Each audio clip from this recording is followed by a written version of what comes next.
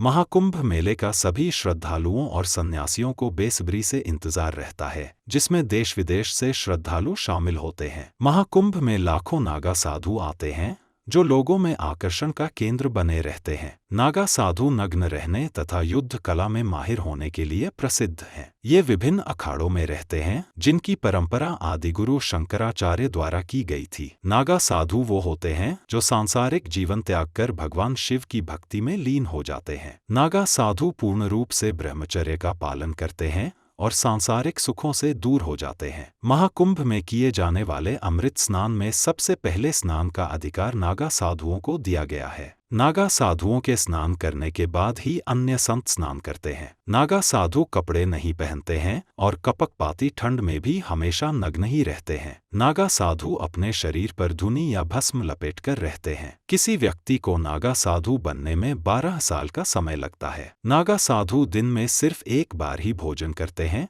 और वे भोजन भी भिक्षा मांग करते हैं। नागा साधु को दिन में 7 घरों से भिक्षा मांगने की इजाजत है। अगर उन्हें किसी दिन इन 7 घरों से भिक्षा नहीं मिलती है तो उन्हें भूखा ही रहना पड़ता है। इनके आश्रम हरिद्वार और दूसरे तीर्थों के दूरदराज इलाकों में हैं, जहां ये आम जनजीवन से दूर कठोर अनुशासन में रहते हैं। सोने के लिए भी नागा साधु किसी बिस्तर का इस्तेमाल नहीं करते हैं, बल्कि हमेशा जमीन पर सोते हैं। भोलेनाथ की भक्ति में लीन रहते हुए नागा साधु 17 श्रृंगार करने में विश्वास रखते हैं। नागा साधुओं के 17 श्रृंगार में भस्म, लंगोट, चंदन, पांव में चांदी या लोहे के कड़े, पंचकेश यानी जटा को 5 बार घुमाकर सिर में लपेटना, रोली का लेप, अंगूठी, फूलों की माला, हाथों में त्रिशूल या चिंता, डमरू, कमंडल, तिलक, काजल, हाथों में कड़ा, गले में रुद्राक्ष शामिल होते हैं। पौराणिक मान्यताओं के अनुसार नागा साधु के 17 श्रृंगार शिव भक्ति का प्रतीक है। कुछ महिलाएं भी नागा साधु हैं,